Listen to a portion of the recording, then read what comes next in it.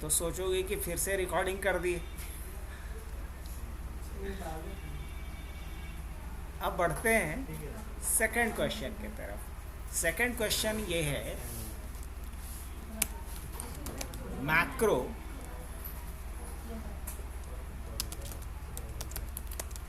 ये macro definition क्या होता है?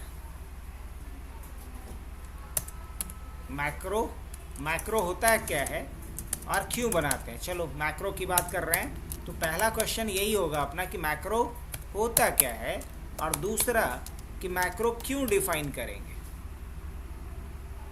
ये ना।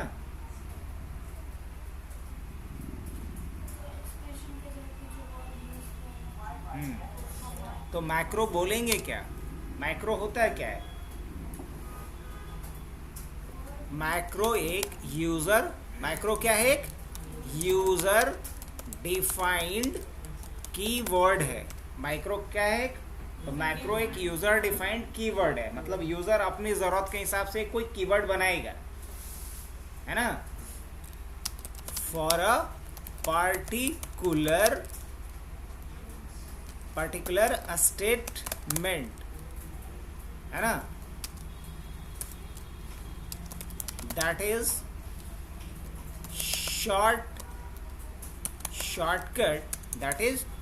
शॉर्टकट ऑफ द स्टेटमेंट, जो कि उस स्टेटमेंट का क्या होगा? शॉर्टकट होगा। User defined keyword for a particular statement that is shortcut of the statement. अब जैसे कि मान लो मुझे कोई एक स्टेटमेंट लिखना है, सपोज PRINTF प्रिंट एफ और /n और ऐसे एक सीरीज ऑफ हमें कैरेक्टर्स को प्रिंट करना है। अब मुझे इतना नहीं लिखना पड़े बार बार, इसके लिए हम क्या कर सकते? इसके लिए बस हम बना क्या देंगे, लिख देंगे PRINT या PN प्रिंट लाइन। बस हमने PN लिखा तो ये क्या समझ लेगा, लेकिन इसके लिए मुझे लिखना पड़ेगा हैश डिफाइन और उसके बाद मैक्रो का नाम। ये क्या हुआ? PN हुआ हमारा मैक्रो का नाम, और ये हुआ उस मैक्रो का डेफिनेशन। ये क्या हुआ? मैक्रो का डेफिनेशन। अब जहां मुझे इतना लिखने की जरूरत पड़ेगी प्रिंटफ और ये, वहां हम सिर्फ क्या लिख करके काम कर लेंगे? PN लिख करके काम कर लेंगे। तो मैक्रो का फायदा क्या होगा भाई, आप लोग बता सकते हो? नहीं?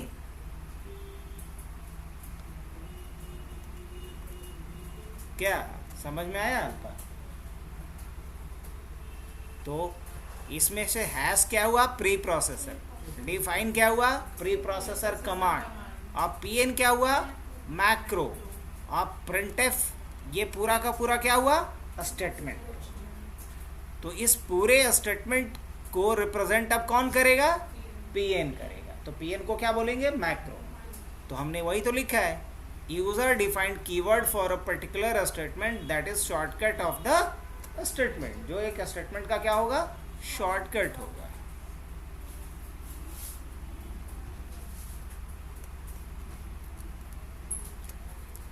अब आते हैं हम लोग नेक्स्ट पॉइंट के तरफ। जो नेक्स्ट पॉइंट क्या है अपना?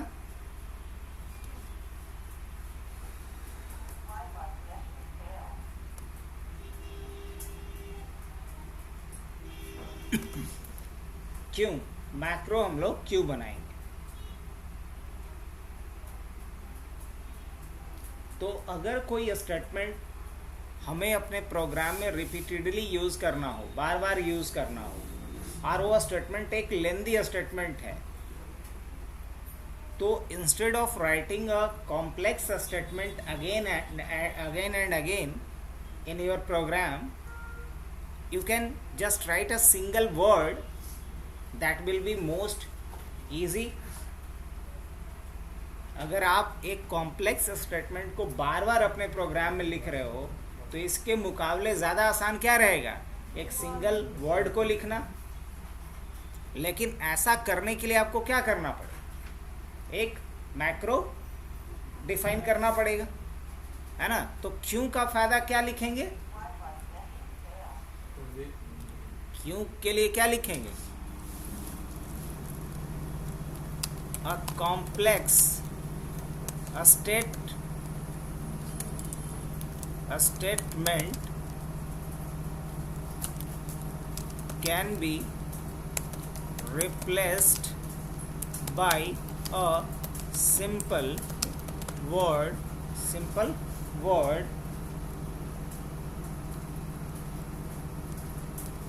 एक कॉम्प्लेक्स स्टेटमेंट को आप एक सिंगल वर्ड से भी क्या कर सकते हैं?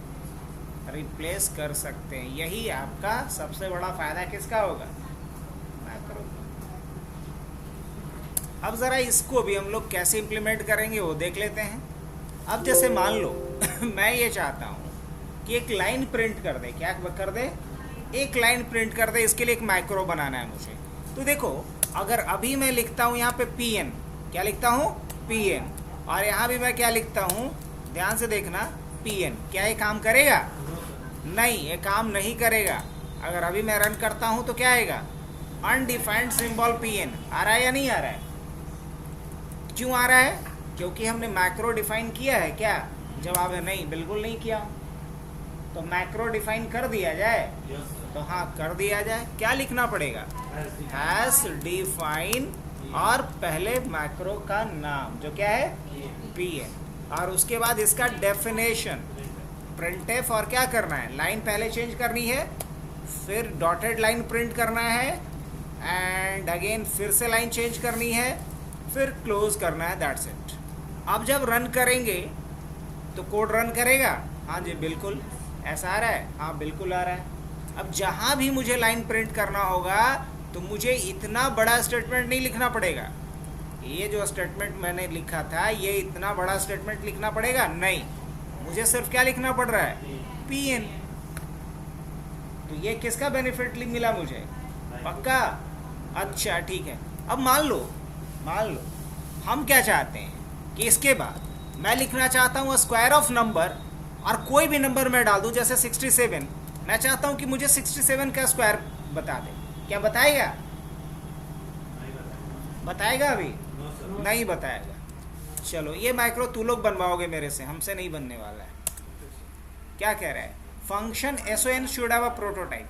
ठीक है, ये फंक्शन समझ रहा है, बट इसको हम फंक्शन से नहीं बनवाएंगे, हम मैक्रो के थ्रू बनवाएंगे। कैसे? क्या करना पड़ेगा बताओ? क्या लिखेंगे? हैश, उसके बाद डिफाइन, उसके बाद मैक्रो का नाम क्या है बच्चा? SON। तो क्या लिखेंगे? और यहाँ कुछ वैल्यू भी पास हो रहा है, तो ब्रैकेट और यहाँ n लिख लेते हैं। कुछ भी दे सकते हैं, it's a name of variable just, उसके अलावा कुछ भी नहीं है। NPQ, राम रहीम, कुछ भी डाल सकते हैं। तो क्या डाले हैं? हैश डिफाइन SON n, और उसके बाद क्या लिखेंगे? printf। क्या करवाना है और क्या डालेंगे यहाँ पे? स्क्वायर ऑफ, क्या डाल सकते हैं यहाँ पे? हाँ, square of %d is %d। अभी पहला वाला जो %d है, ये नंबर को रिप्रेजेंट करेगा, जैसे स्क्वायर ऑफ 5, स्क्वायर ऑफ 67, वो नंबर को प्रेजेंट करेगा जिसका स्क्वायर हमें प्रिंट करना है।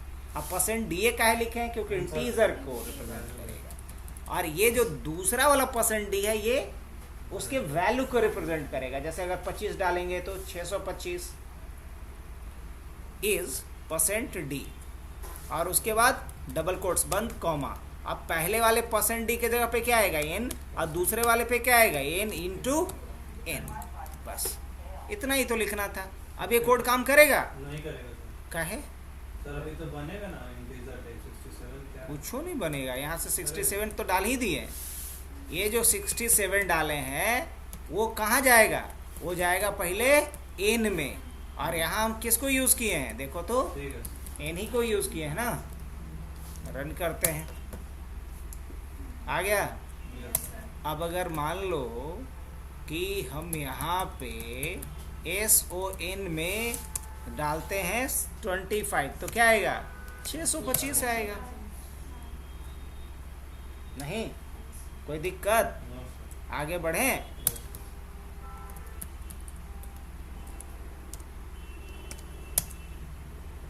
सही है। और इसको थोड़ा इधर खिसकाना है तो स्लैश टी 2 बार 3 बार लगा दो। अब ज़्यादा हो गया, एक बार और कम ही लगाओ, मिडिल में आना चाहिए। हाँ चलो ऑलमोस्ट सही है। हेलो पटना। अच्छा अब ये चलो ठीक है यहाँ तक। अब हम क्या चाहते हैं कि जैसे ही हम लिखें यहाँ पे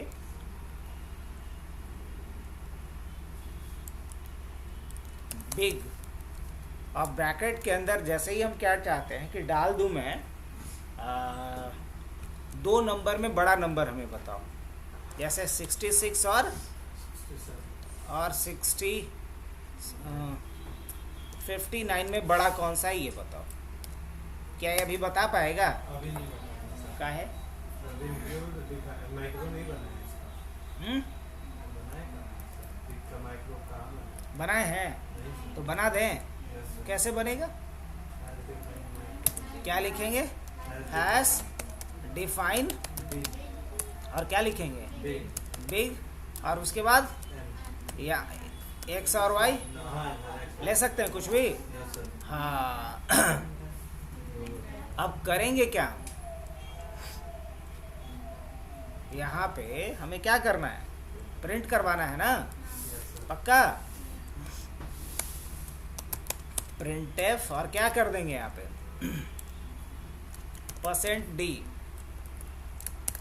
बिग 1 इज %d। अब बिग नंबर निकलेगा कैसे? तो दोनों में कंपेयर करके। तो पहले कंपेयर किसके बीच करेंगे? पहले कंपैरिजन होगा x greater than y, x greater than y, और यहाँ क्वेश्चन मार्क डालेंगे। इसको बोला जाता है टर्नरी ऑपरेटर बेसिकली। और अगर ऐसा है तो क्या रिटर्न कर दो? x को, और नहीं तो क्या रिटर्न कर दो? y को। तो ये दोनों में चेक होगा कि बड़ा कौन है। जो बड़ा होगा वो रिटर्न होगा, और रिटर्न होके कहाँ जाएगा? यहाँ इस पोजीशन पे, और यही वैल्यू यहाँ पे क्या हो जाएगा? प्रिंट हो जाएगा। अब जब देखेंगे तो दोनों में बड़ा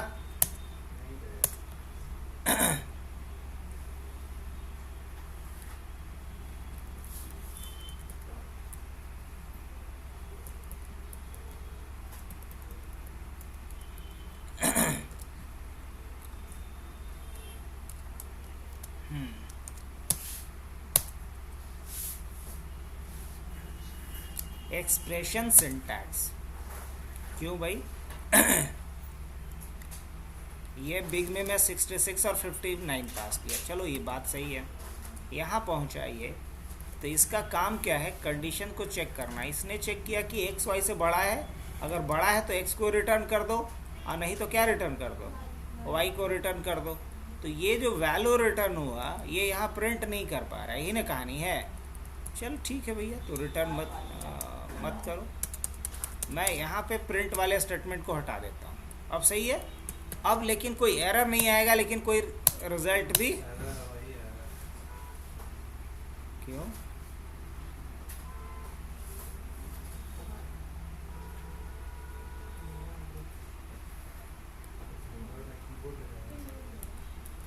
क्या हो गया? एक वेरिएबल ले लेते हैं हम इंट, और उसका नाम क्या रख लेते हैं? b। और यहाँ हम b के अंदर उसको स्टोर कर लेते हैं बिग वैल्यू को, ठीक है। और यहाँ हम एक्सपेक्ट क्या कर रहे हैं कि हमें क्या करके दो?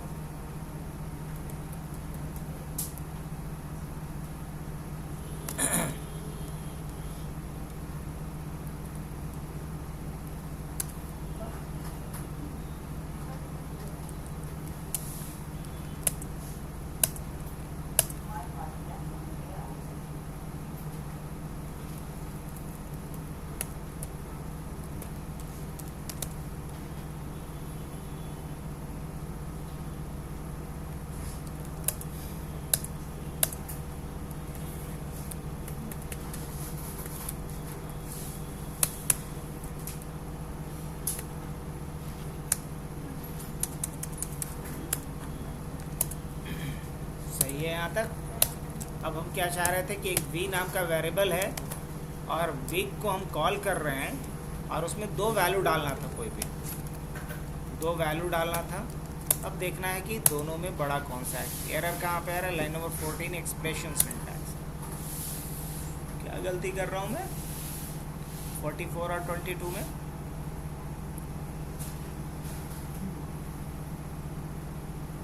कुछ भी तो नहीं। हाँ,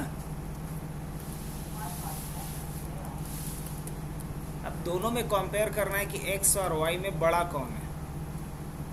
x is greater than y, if yes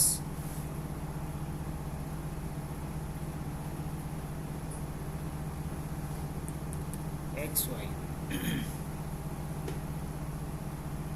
big को नहीं समझ पा रहा है।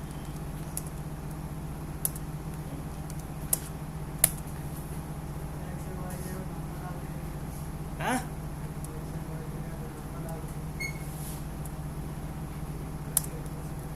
नहीं ना, नंबर नहीं ना डाल सकते इसको, तो वेरिएबल ही ना डालेंगे। ओह शिट, गलती मेरी है। यहाँ कोलोन नहीं पड़ता है, x कोलोन y देना पड़ेगा। क्या है? x कोलोन y, ये देना पड़ता है।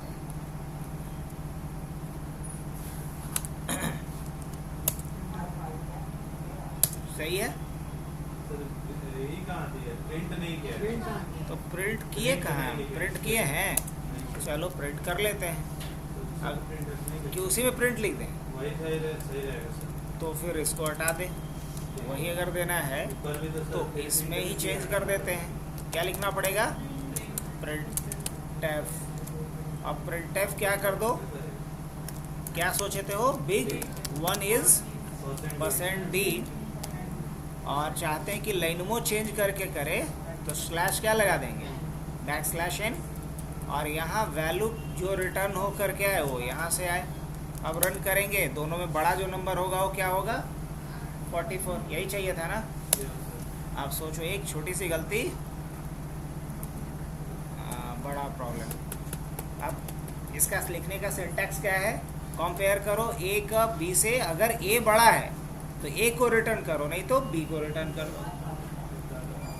इसको बोला जाता है क्वेश्चन मार्क, और इसको क्वेश्चन मार्क कोलोन को बोला जाता है टर्नरी ऑपरेटर या कंडीशनल ऑपरेटर। क्या? टर्नरी ऑपरेटर या कंडीशनल ऑपरेटर कहते हैं इसको।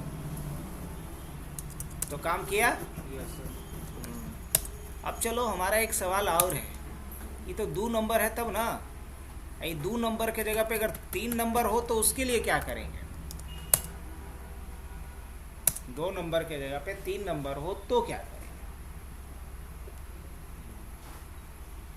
2 नंबर 3 नंबर या 3 डिजिट? 3 डिजिट नहीं, 3 नंबर 44 222 और एक नंबर। लेट से समझता है तो लो।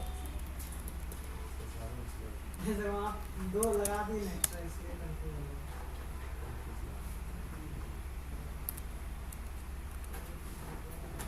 अब बताओ कि इसमें बड़ा कौन सा नंबर है, ये पता करना है। अभी बता पाएगा? नहीं, अभी तो एरर आएगा। Wrong number of argument in call of micro. क्या बात है, समझ गया है कि हम क्या कॉल कर रहे हैं? नहीं समझ गया है? कितना होशियार है। Wrong number of arguments in call of micro big. आप जो बिग नाम के मैक्रो को कॉल कर रहे हैं उसमें नंबर ऑफ आर्गुमेंट क्या है? मतलब ये है कि 2 रोटी खाए वाला है और इसको 3 रोटी दे रहे हो। कहाँ से हो? कहाँ? यहाँ क्या लगाना पड़ेगा? क्या बात है। आओ, कहाँ पर? नहीं ना, सुनोगे तब ना। ये तो 2 में तुलना हो गया कि x और y में दोनों में अगर x बड़ा है तो x को रिटर्न कर दो, और x बड़ा नहीं है तो फिर क्या? तो y को रिटर्न थोड़ी करवाएंगे, y और z में लड़ाई करवाएंगे। नहीं, अरे x और y में कंपेयर कर लिए कि दोनों में बड़ा कौन है। अगर x बड़ा हो गया तो x को z से लड़ाएंगे, नहीं तो y को z से लड़ाएंगे, दोनों में जो बड़ा होगा। तो क्या लिखते हैं? x is greater than y। अगर x y से बड़ा हो, अगर x y से बड़ा हो तो x को प्रिंट कर दो। अगर x बड़ा नहीं है y से तो y को लड़ाओ किसके साथ? z के साथ। y, तो फिर यहां से शुरू करेंगे y is greater than z question mark, और फिर क्या देंगे यहाँ पे y colon z, y colon z, ऐसे। अब रन करें, क्या बात है, आ गया। तो हम इस तरीके से कॉम्प्लेक्स टर्नरी ऑपरेटर को भी क्या कर सकते हैं, यूज कर सकते हैं। पक्का? अच्छा, अब हम चाहते हैं कि नीचे में जब रिजल्ट आए तो यहाँ स्टार प्रिंट कर दे, नीचे में स्टार प्रिंट कर दे। अब खाली हम क्या लिखें, SP लिख दें तो स्टार प्रिंट कर दे। प्रिंट लाइन जैसा बना लेंगे। चलो करके बताओ तो, सब लोग कर देगा? काम नहीं कर रहा है, बोल रहा है। मेरा सिर्फ बटन ही काम नहीं कर रहा है। क्या लिखना पड़ेगा बताओ? हैश, उसके बाद डिफाइन, उसके बाद SP, उसके बाद printf, उसके बाद पहले लाइन चेंज कर लें। अब क्या सोचे हैं?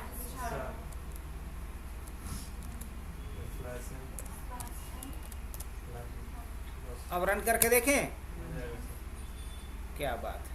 तो जैसा हम करना चाहें वैसा कर सकते हैं या नहीं कर सकते? यस, कर सकते।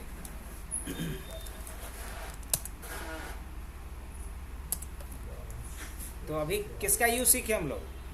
मैक्रो का। आगे बढ़े? चलिए, तो मैक्रो बनाना भी सीख लिए। अब नेक्स्ट हम लोग यूज किसका सीखने वाले हैं? नेक्स्ट हम लोग यूज सीखने वाले हैं वेरिएबल का। किसका? वेरिएबल का। अब वेरिएबल के बारे में अगर पूछा जाए कि है क्या और वेरिएबल की क्या आवश्यकता पड़ी, तो क्या बोलेंगे?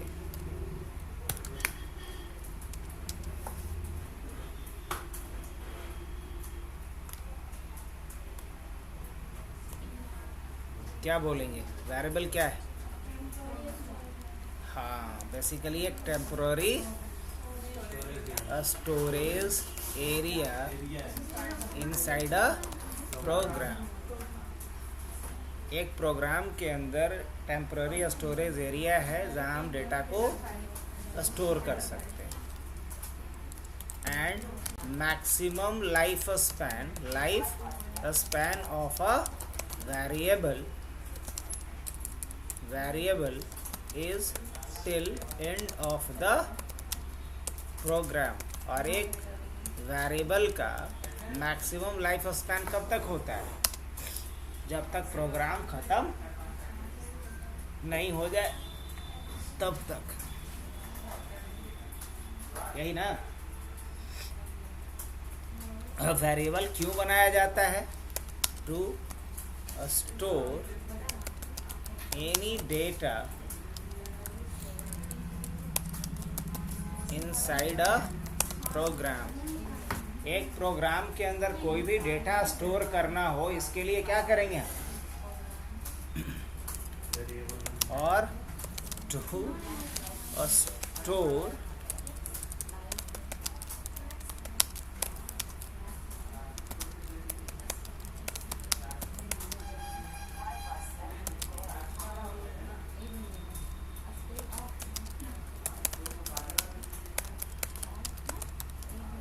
प्रोग्राम को जब हम रन करते हैं तो यूज़र से कुछ वैल्यू गेट करते हैं, और यूज़र से जो वैल्यू गेट करते हैं उसको हमें कहीं क्या करना होता है? स्टोर करना होता है। और यूज़र से जो वैल्यू गेट किए हैं उसको स्टोर कहाँ करेंगे? वेरिएबल में। मान लो यूज़र अपना कोई भी डेटा इनपुट कर रहा है तो वो डेटा कहीं तो स्टोर करना होगा, और जो डेटा स्टोर होगा, जो यूज़र ने वैल्यू डाला है, वो कहाँ स्टोर होगा? प्रोग्राम के अंदर, वेरिएबल में।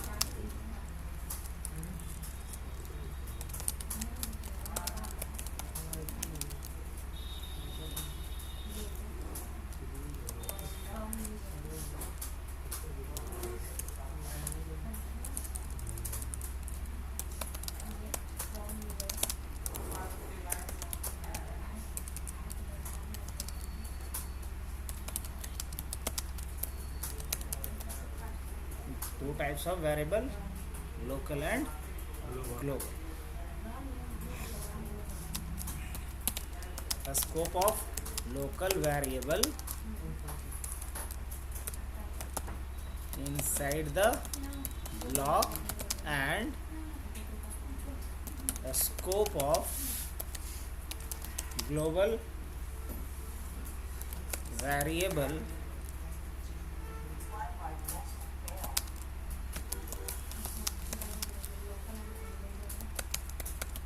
within the program. पूरे प्रोग्राम में कहीं से भी यूज कर सकते हो उस वेरिएबल को क्या कहेंगे? Global variable.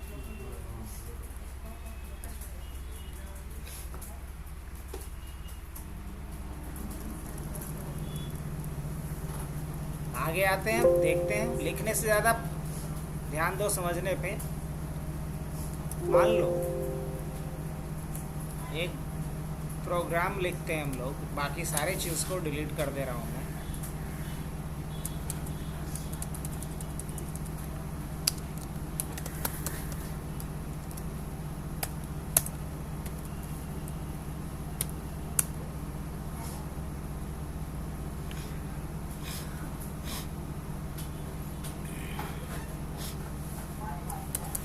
सारी चीज़ों को हटा दिया, बस बेसिक रखा. अब आते हैं, हमारा इंटेंशन है कि यूज़र से कुछ वैल्यू गेट करना है. जैसे यूज़र से हम मान लो 2 नंबर ही इनपुट लेना चाह रहे हैं. यूज़र से 2 नंबर इनपुट लेना चाह रहे हैं. तो इसके लिए हम पहले तो स्क्रीन पे मैसेज प्रिंट करेंगे. क्या? printf. और क्या डालेंगे? Inter first number. ऐसा भी कर सकते हैं, इंटर फर्स्ट नंबर. यूज़र से हमने एक नंबर इनपुट लिया, लेकिन इनपुट तो लेगा नहीं, ये तो खाली मैसेज प्रिंट करेगा स्क्रीन पे. रन करके देखते हैं, और जैसे ही कोई नंबर डालेंगे ही भाग जाएगा. तो नंबर इनपुट करने के लिए एक्चुअल में कौन सा फंक्शन? स्कैनएफ. स्कैनएफ में कितना आर्गुमेंट? 2 आर्गुमेंट.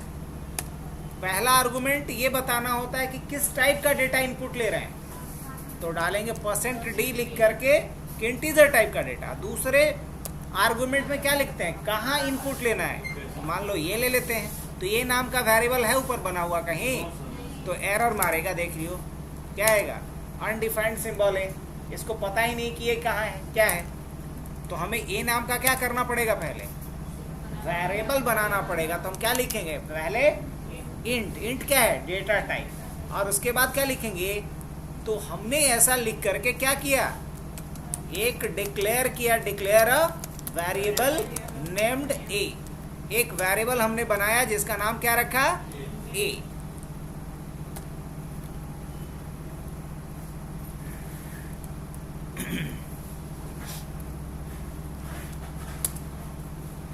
अब जब हम कोई भी नंबर डालेंगे तो यहाँ पे क्या हो रहा है? वैल्यू गेट हो रहा है. हाँ बिल्कुल हो रहा है. अब उसी तरीके से हम सेकंड नंबर इनपुट लेना चाहते हैं, तो क्या लिखेंगे? printf. और क्या डालते हैं? Inter second number. पक्का? हाँ, इंटर सेकंड नंबर हो गया. क्या लिखेंगे यहाँ पे? और फिर क्या लिखेंगे? %d. % क्या डालते हैं? b. डाल दें? पक्का? हाँ. तो अभी कोई गलती है? कोई एरर है? हाँ, क्या एरर है? जैसे a नाम का वेरिएबल बनाए थे वैसे ही b वेरिएबल. तो कुछ नहीं, कॉमा लगा के यहाँ b लिख देना है, क्योंकि दोनों तो एक ही बिरादरी का है, दोनों इंटीजर टाइप का है. तो एक ही लाइन में कॉमा से सेपरेट करके दोनों को डिक्लेयर कर देंगे. अब रन करते हैं. हमसे 2 नंबर पूछेगा, मान लीजिए कि 45, 67. बस कुछ रिजल्ट तो देगा नहीं. अब हम ये चाहते हैं कि इन दोनों को ऐड कर दे. क्या कर दे? ऐड कर दे. तो हमें क्या लिखना पड़ेगा इसके लिए? एक रिजल्ट नाम का एक वेरिएबल लेते हैं जिसका नाम क्या रखते हैं? res. क्या रखते हैं? res. अब क्या लिखेंगे यहाँ पे? res equal to a plus b. res equal to a plus b. अब इसमें से इक्वल टू क्या है? ऑपरेटर. ये प्लस बी क्या है? ऑपरेटर. तो a और b को पहले ऐड करेगा, और जो वैल्यू आएगा ये b का एडिशन के रूप में, वो कहाँ साइन हो जाएगा? res में. अब ज़रा देखते हैं. मान लो हमने 4 डाला, 5 डाला, असाइन कहाँ हो गया होगा? res में. अब अगर हम प्रिंट करना चाहते हैं तो क्या लिखेंगे, प्रिंट एफ, और क्या डाल देते हैं, addition of %d and %d is %d। अब ये पहला % किसके लिए है, फर्स्ट नंबर के लिए, ये दूसरे नंबर, और ये रिजल्ट के लिए। तो यहाँ A, B, RES यही ना डालेंगे। रन करते हैं, मान लो हमने 45 68 डाला, तो क्या आएगा, एडिशन ऑफ 45 एंड 68 इज, क्या सही है। और फिर से रन करते हैं, मान लो हमने यहाँ डाल दिया 200,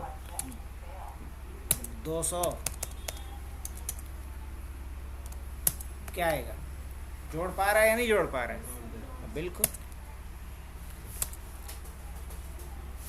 तो वेरिएबल का इंपॉर्टेंस समझ में आया।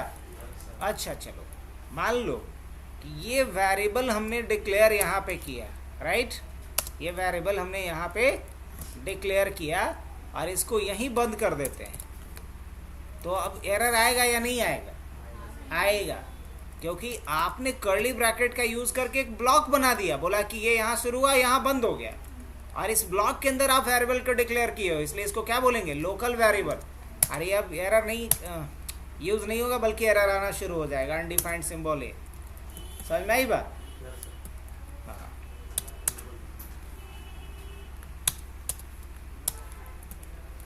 अब देखो ये भी लोकल वेरिएबल है, अभी भी अगर हम पूछें कि ये भी क्या है, RES लोकल वेरिएबल, लेकिन ये किस ब्लॉक में डिफाइंड है, मेन के ब्लॉक में, और यूज भी कहाँ हो रहा है, मेन के ब्लॉक से, तो कोई इसको इशू नहीं है। लेकिन अगर इसी को हम ग्लोबली डिक्लेयर करना चाहें, अगर मान लो RES को हम ग्लोबली डिक्लेयर करना चाह रहे हैं, इसको and be as a local variable, याद रहेगा। लेकिन अगर किसी वेरिएबल को ग्लोबली डिक्लेयर करना हो तो मेन के पहले डिक्लेयर करो, क्या लिखेंगे, तो इसको क्या बोलेंगे हम, डिक्लेयर अ वेरिएबल का नाम रखे हो RES as a global variable, आप यहाँ पे इसे as a global variable declare किए हो। अब जब यूज करना चाहे हम कहीं से भी कोई इशू आएगा नहीं, सही है।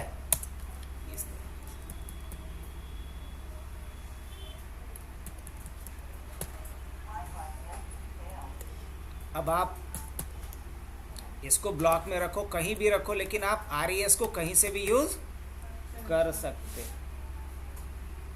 सही है। अच्छा, जैसे कि हमने नंबर इनपुट लिया, वैसे ही मैं क्या चाह रहा हूँ, यहाँ पे एक सिंपल कैलकुलेटर बनाना चाह रहे हैं। तो कैलकुलेटर बनाने के लिए हम यूज़र से पूछ लें कि आप जोड़ करना चाह रहे हो कि घटाव करना चाह रहे हो कि गुना करना चाह रहे हो कि भाग करना चाह रहे हो, आप बता दो। तो क्या करेंगे, आप लिखेंगे हम प्रिंट एफ, और यहाँ क्या डालेंगे, इंटर ऑपरेटर साइन, क्या डालेंगे, ऑपरेटर साइन भी यूज़र से पूछ लेते हैं। तो यूज़र से सिंगल कैरेक्टर इनपुट लेने के लिए यहाँ एक वेरिएबल बनाना ना पड़ेगा, तो लिखेंगे कैर और ओपी, कैर क्या ले लेते हैं, ओपी, चलेगा, और सेमीकोलन, एक वेरिएबल बनाए, ये भी क्या है बताओ, declare a variable named OP of char type.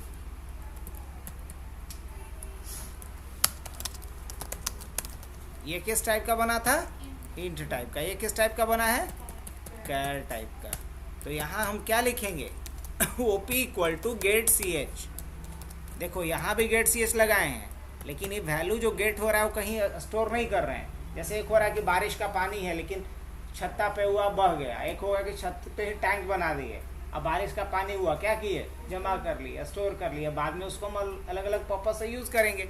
तो यहाँ भी वही काम हो रहा था और यहाँ भी वही काम हो रहा है, लेकिन फ़र्क यह है कि यहाँ इस बार हम उस वैल्यू को जो यूज़र इनपुट करेगा उसे क्या कर लेंगे, स्टोर कर लेंगे। अब हम कंपेयर करेंगे कि गेट ओपी में वैल्यू क्या मिला, तो चेक करना है कि यदि ओपी में वैल्यू प्लस वाला हो तो यदि को अंग्रेजी में क्या बोलते हैं, इफ। तो क्या लिखेंगे यहाँ पे, इफ, और क्या बोलेंगे, OP equal to OP equal to क्या, प्लस मतलब OP में अगर प्लस हो तो रिजल्ट में क्या कर दो, A प्लस B कर दो, है ना। और या फिर उतना भी नहीं करना है,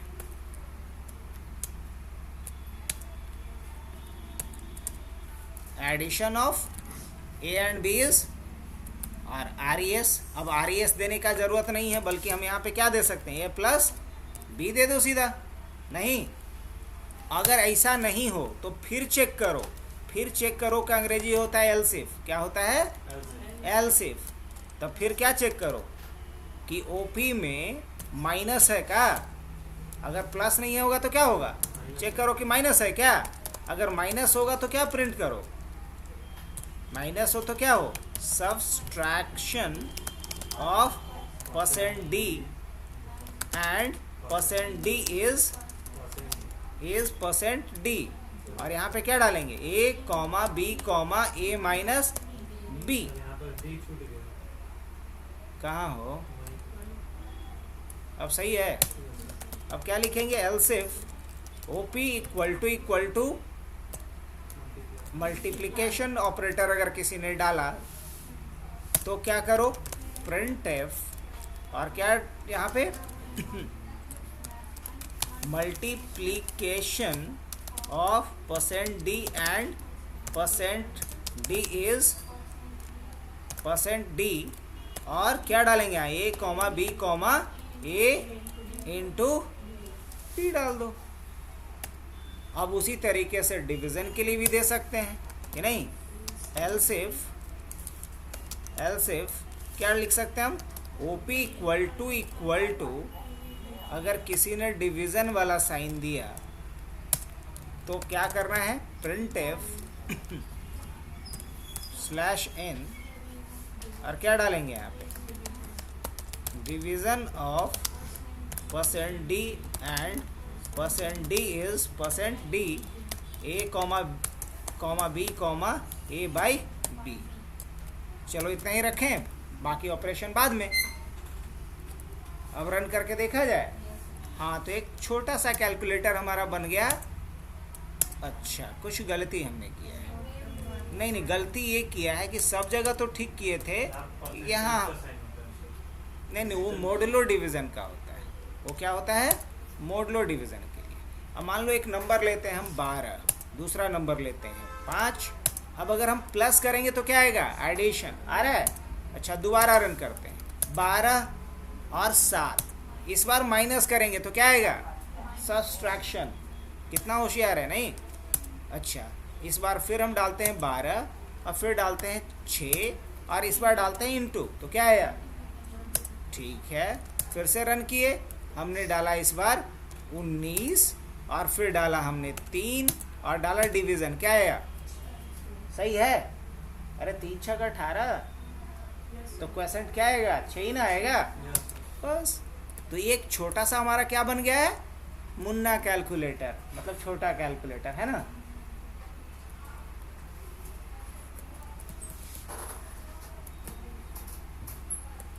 अब इसको देख के लिखो, कुछ ज़्यादा है नहीं करना इसमें। हम वीडियो को तब तक